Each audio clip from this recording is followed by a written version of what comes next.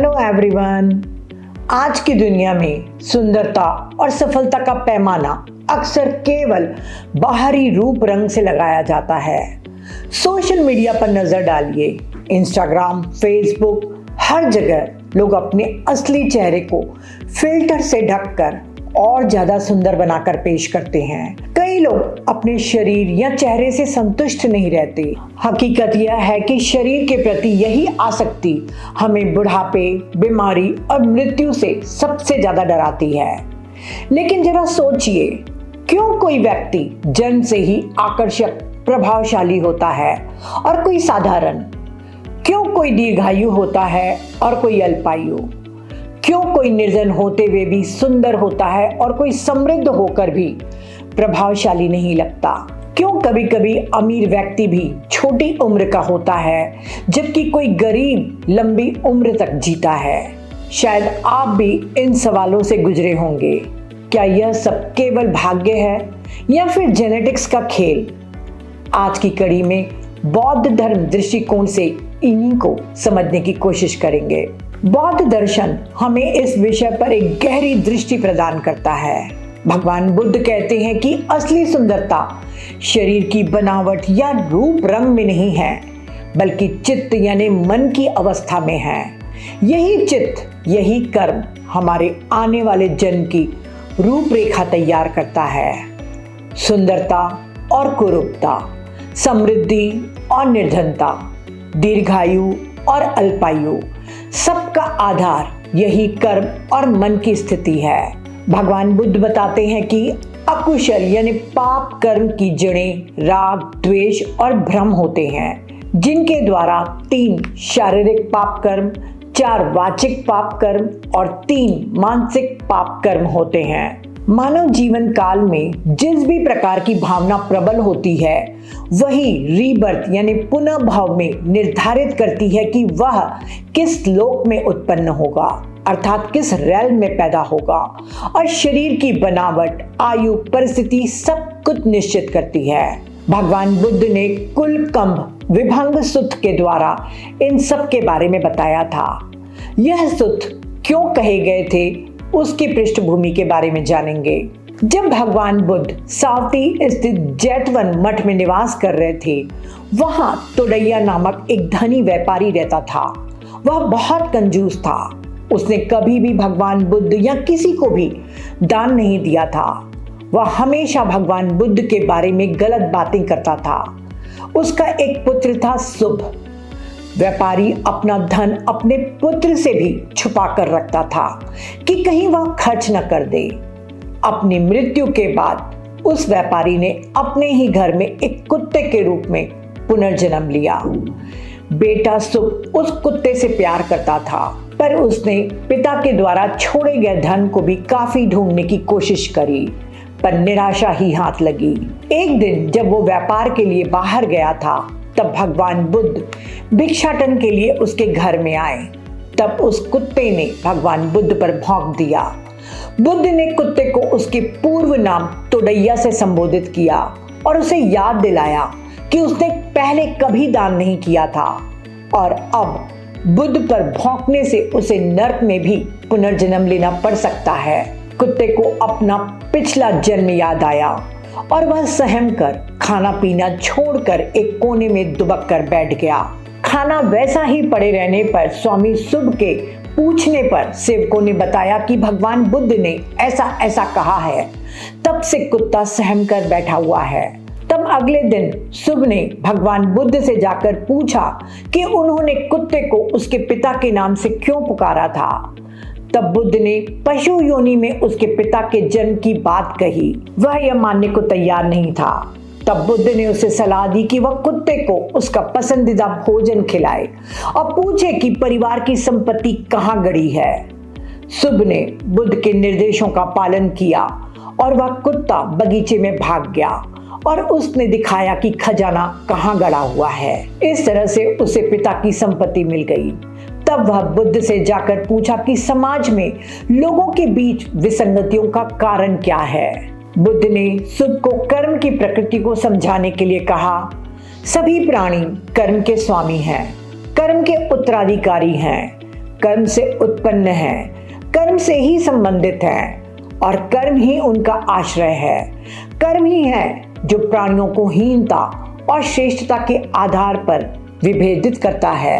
सुब को इसका अर्थ समझ में नहीं आया और उसने विस्तृत व्याख्या का अनुरोध किया। इसके बाद बुद्ध कर्म की विभिन्न परिस्थितियों और उनके परिणामों की व्याख्या करते हैं। अल्पायु और दीर्घायु का कारण। जब एक व्यक्ति हत्यारा, क्रूर, खूनी हाथ वाला, हिंसा और हत्या में लिप्त, जीवों पर कोई दया न दिखाने वाला हो, ऐसे कर्म करने के कारण मृत्यु के बाद जब वह मानव लोक में वापस आता है तब वह अल्पायु होता है। जीवों का हत्यारा, हिंसा और हत्या में लिप्त, जीवों पर कोई दया न दिखाने वाला अल्पायु की ओर ले जाने वाला मार्ग है। लेकिन व्यक्ति जब हिंसा और द्वेष को त्याग देता है, सभी जीवों के कल्याण के लिए कर्तव्यनिष्ठ, दयालु और करुणामय हो जाता है। ऐसे कर्म करने के कारण जब वह मानव लोक में वापस आता है तो वह दीर्घायु होता है। अर्थात जीवों पर हिंसा को त्याग देना, सभी जीवों के कल्याण के लिए कर्तव्यनिष्ठ, दयालु और करुणामय होना दीर्घायु की ओर ले जाने वाला मार्ग है। बीमार और स्वस्थ होने का कारण। यदि स्त्री या पुरुष शारीरिक हिंसा अर्थात मुक्कों, पत्थरों, लाठी, चाकू आदि शस्त्रों से प्राणियों को हानि पहुंचाता है तो ऐसे कर्म करने के कारण मृत्यु के बाद जब वह वापस मानव लोक में आता है तो वह रोगी होता है। अर्थात शारीरिक हिंसा से जीवों को हानि पहुंचाना रोग की ओर ले जाने वाला मार्ग है। लेकिन यदि कोई स्त्री या पुरुष जीवों पर शारीरिक हिंसा नहीं करता, जब वह मनुष्य लोक में वापस आता है तो वह स्वस्थ रहता है। यह स्वास्थ्य की ओर ले जाने वाला मार्ग है। कुरूप और सुंदर होने का कारण। यदि स्त्री या पुरुष क्रोधित है, बहुत चिड़चिड़ा है, थोड़ी सी भी आलोचना पर उग्र, उत्तेजित, द्वेषपूर्ण, नाराज हो जाता है, क्रोध, घृणा और कड़वाहट दिखाता है, ऐसे कर्म करने के कारण मृत्यु के बाद जब वह वापस मानव लोक में आता है तो वह कुरूप होता है। क्रोधित, घृणा और कड़वाहट दिखाना कुरूपता की ओर ले जाने वाला मार्ग है। लेकिन यदि कोई स्त्री या पुरुष क्रोधित नहीं होता, चिड़चिड़ा नहीं होता, यहाँ तक कि बहुत आलोचना करने पर भी क्रोधित, उत्तेजित, द्वेषपूर्ण, कुढ़ता नहीं, क्रोध, घृणा और कटुता नहीं दिखाता, ऐसे कर्म करने के कारण मानव रूप में जब वो आता है तो वह सुंदर होता है। अर्थात क्रोध, घृणा और कटुता कुरूपता की ओर ले जाने वाला मार्ग है। प्रभावशाली और प्रभावशाली न होने का कारण। यदि एक स्त्री या पुरुष दूसरों के धन प्राप्ति, मान, सम्मान, आदर, प्रणाम और दान के बारे में ईर्ष्या, द्वेष, जलन रखता है तो ऐसे कर्म करने के कारण मृत्यु के बाद जब वह वापस मानव लोक में आता है तो वह प्रभावशाली नहीं होता। अर्थात ईर्ष्या करना, द्वेष करना प्रभावशाली न होने का मार्ग है। लेकिन जो एक स्त्री या पुरुष ईर्ष्या नहीं करता, जलन नहीं करता, द्वेष नहीं करता, ऐसे कर्म करने के कारण मृत्यु के बाद जब वह मानव अवस्था में आता है तो वह प्रभावशाली होता है, इन्फ्लुएंशियल होता है। अर्थात ईर्ष्या न करना प्रभावशाली होने का मार्ग है। गरीब और अमीर होने का कारण। यदि स्त्री या पुरुष जरूरतमंदों को भोजन, पेय, वस्त्र, चप्पल आदि देने वाला नहीं है, ऐसे दान कर्म न करने के कारण जब वह वापस मानव लोक में आता है तो वह दरिद्र होता है। दान न देना दरिद्रता की ओर ले जाने वाला मार्ग है। लेकिन यदि कोई स्त्री या पुरुष दान करता है तो वह वापस जब मानव लोक में आता है तो वह धनवान होता है। दान पुण्य करना धनवान होने का मार्ग है। निम्न और उच्च जन्म का कारण। यदि कोई स्त्री या पुरुष हठी और अभिमानी है, जो वंदनीय है उसे प्रणाम नहीं करता, जिसके लिए उठना चाहिए वह खड़ा नहीं होता, जिसे स्थान देना चाहिए उसे स्थान नहीं देता, जिसे रास्ता देना चाहिए उसे रास्ता नहीं देता, जिसकी पूजा करनी चाहिए उसे नहीं पूजता, जिसका आदर सम्मान करना चाहिए उसका आदर सम्मान नहीं करता। तो ऐसा व्यक्ति जब वापस मानव लोक में आता है तो वह नीच जन्म लेता है। हठी और अभिमानी होना निम्न जन्म की ओर ले जाने वाला मार्ग है। लेकिन ऐसा विनम्र व्यक्ति जो दूसरों के प्रति सम्मान, सहानुभूति और उचित व्यवहार दिखाता है, वह वापस मानव लोक में उच्च जन्म स्थान प्राप्त करता है। मूर्ख और बुद्धिमान होने का कारण। यदि कोई महिला या पुरुष जब धर्म के बारे में चिंतन नहीं करता, ना ही जीवन व प्रकृति के नियमों के प्रति जानने की कोशिश करता है, ऐसे कर्म करने के कारण जब वह वापस मानव लोक में आता है तो ज्ञान से रहित होता है। यही ज्ञान की कमी का मार्ग है। लेकिन यदि व्यक्ति पाप पुण्य के बारे में पूछता है, धर्म को समझने की कोशिश करता है, तब वह वापस आकर मानव लोक में बुद्धिमान होता है। यही ज्ञान की ओर ले जाने वाला मार्ग है। भगवान बुद्ध के उपदेश सुनने के बाद शुभ ने बुद्ध की शरण में शिष्य बन गया।